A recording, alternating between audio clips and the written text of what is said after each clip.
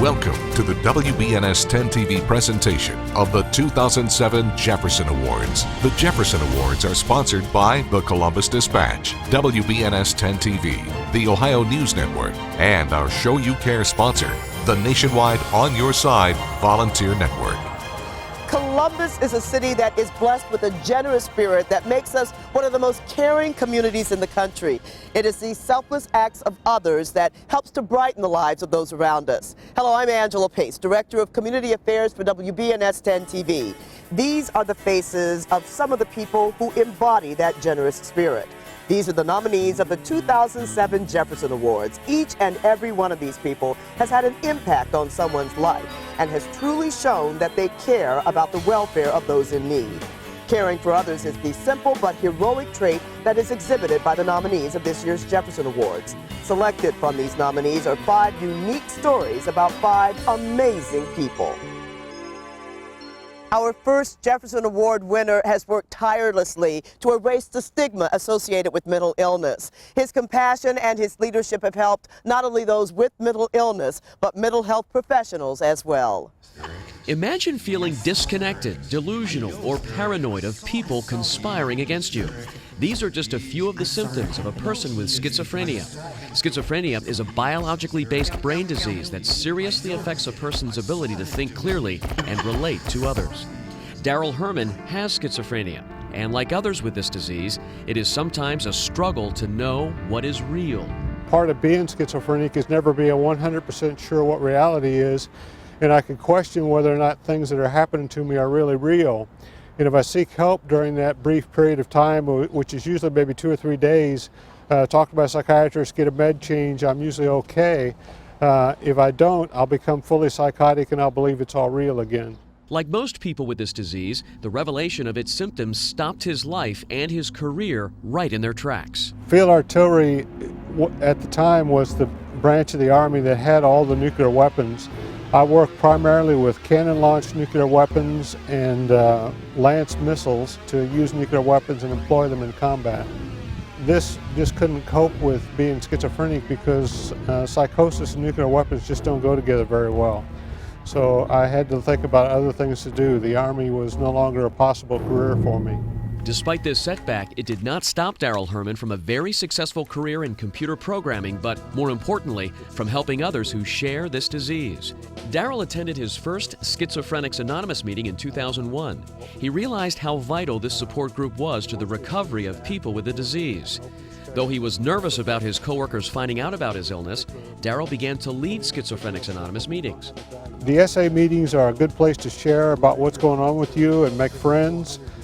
It's one of the rare places where you can actually talk about hallucinations and delusions and have people that actually understand what you're talking about. They've been there, they understand what you're going through, and they can help you with it.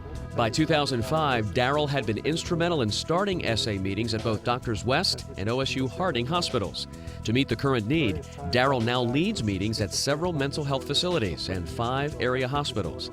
His leadership has made it easier for others to cope with schizophrenia. Daryl is so wonderful as far as his personality that he really makes people feel very comfortable. And that's the key with Schizophrenics Anonymous is it's a support group. And people who are dealing with schizophrenia typically may have some paranoia and may feel very, very weary about meeting other people. And his job is to help people feel comfortable so that when they come to the support group, they feel like they're among friends and they can talk to people about what's going on in their lives, and it really helps them with their social interaction as well. In addition, Daryl's dedication to helping others inspired him to create a resource tool to serve the community. With the help of Mental Health America of Franklin County, Daryl created a fact book for mental health professionals and their clients. This resource provides facts about mental illness and informs professionals of support groups and other necessary information about mental illness. The challenge of living with schizophrenia is difficult at best, but Daryl Herman's leadership and caring for others help him and those who deal with this disease to keep it real. Congratulations to Daryl Herman, winner of a 2007 Jefferson Award. Daryl Herman's willingness to help is the essence of the giving spirit of the Jefferson Awards. When we come back, we'll meet a young woman whose determination helps others who share her illness. Determined is the word that best describes our next Jefferson Award winner. Andrea Blamble is a young woman fighting a crippling disease, and it is her illness that motivates her to lobby state lawmakers to help others with that same disease. The chronic pain from arthritis can almost be unbearable, especially if you're a child. Over 5,000 children in Central Ohio suffer from juvenile rheumatoid arthritis, and Andrea Blamble is one of them. The symptoms for this disease appeared overnight. I just got back from a summer camp and I came home and both of my wrists had looked like someone had taken a hammer and just went away at my wrists. So I went to the doctor, they did x-rays, they did a blood test, and it came back that I have juvenile rheumatoid arthritis. So at that time I was like kind of in denial. That's for old people, that's what my grandparents have, not me. And she would still cry because it hurt. She couldn't get dressed very fast. We'd have to help her get dressed and button buttons. And she couldn't tie her shoes, so she'd wear the slip-on shoes, and then she would just cry, please do not make me go to school. Coping with her illness was difficult for Andrea, but fitting in at school was almost as painful. Acceptance of her condition was step one. I have this disease, what am I going to do about it? I mean, people shouldn't think of me any less, shouldn't treat me any less. And I think fitting in is a key part. The kids are going to know I'm not the only one. I can still think the same as you. I can still do everything else. She didn't like to ask for help. If she can't do it herself, then she just simply will not do it. At school, to carry a book bag, kids' book bags today are just atrocious. They're heavy, and she would bear through it. Teachers, guidance counselor, and I would beg her to get a book bag that was on wheels, but that's drawing attention. That's not cool. Fitting in is so important to kids. Andrea knew this and created JACS. JACS stands for Juvenile Arthritis Club for Kids. And tonight they're meeting at GameWorks. I wanted kids with arthritis to have some place to go where they can talk with other kids, and the parents also have something where if they need support, if they need guidance, then it's there for them. They don't have to worry about the medications. They don't have to worry about the pain. So just where they can be kids and talk to other kids and kind of feel like, okay, I'm not the only one who has this disease. There's other people like me. So I think that's really a mental thing for them as well, that they are not alone. And with Andrea there, they are not alone. She is a spokesperson for the Arthritis Foundation. Recently, she lobbied state senators and representatives to make them aware of juvenile rheumatoid arthritis and to encourage them to provide resources to fight the disease. Courage and fight define Andrea Blamble. Her mother believes she got it from her Uncle Rob.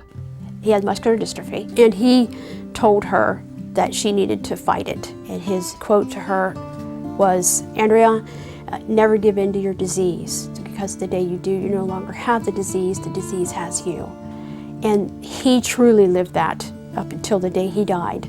Andrea fights every day. She shows it through her courage, her determination, and her desire to help others who share this disease.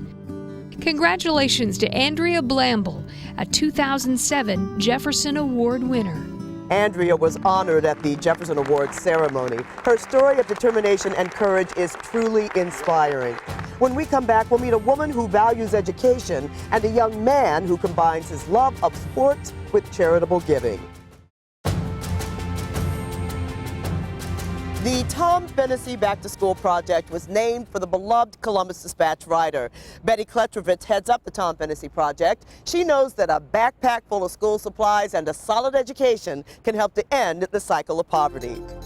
Tom Fennessy was a much beloved columnist who worked for this paper for many years, and we lost him to cancer 25 years ago. Tom was always a champion of the underdog. That's why I think it's particularly appropriate that this project that Betty Kletrovitz worked so hard on carries his name. The Tom Fennessy Back to School Project is a group of volunteers, and our main purpose is to provide backpacks and the needed school supplies for disadvantaged children from kindergarten through high school without regard to race or religion. Our goal is to give these children an opportunity to start school on an equal basis with their peers and help improve their self-esteem.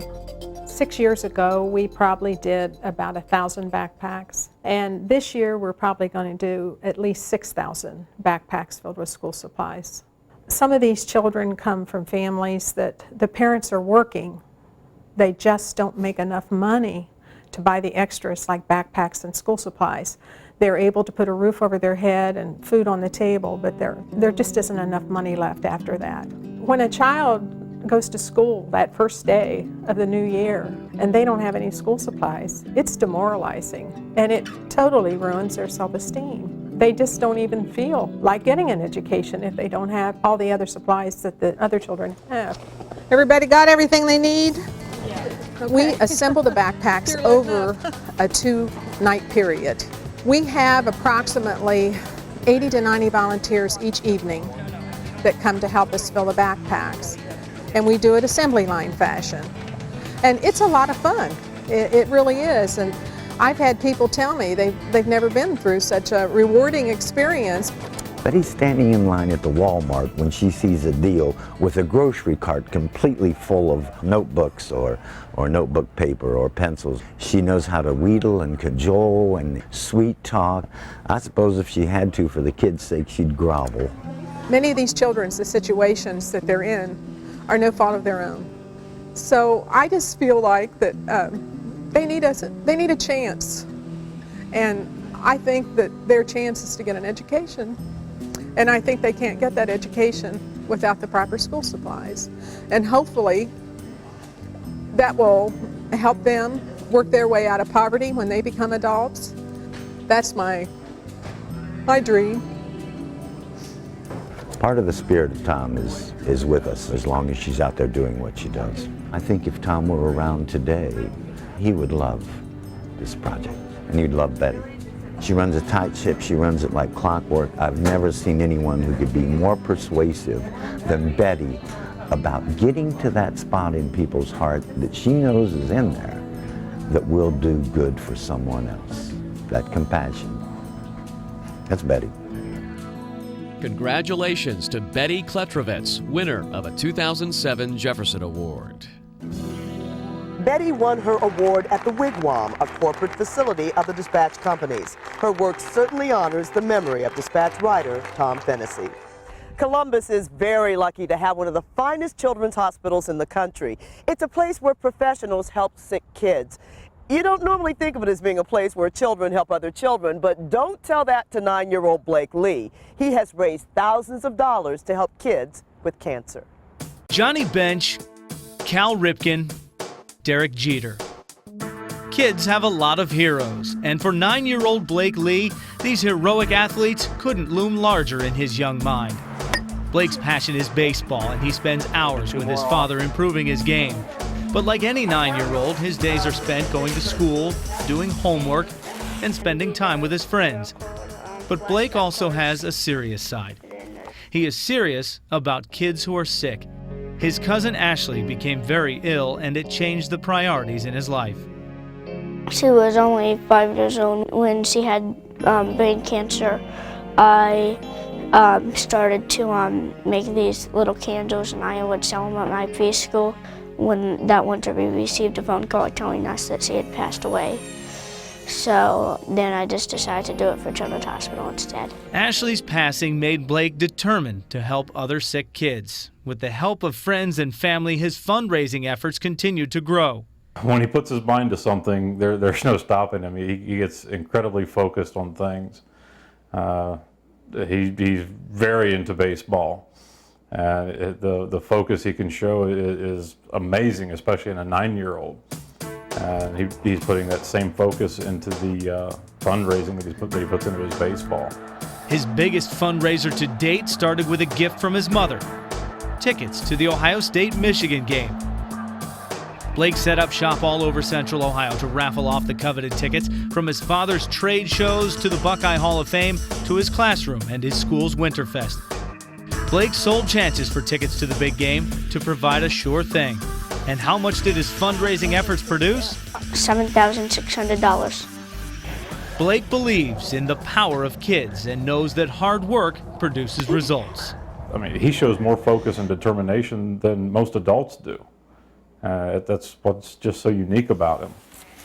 He can really put a lot of energy into any subject that is close to his heart. Some people just think that just a kid's just a kid, they can't really make a difference or anything. But I realized that kids can make the difference and stuff.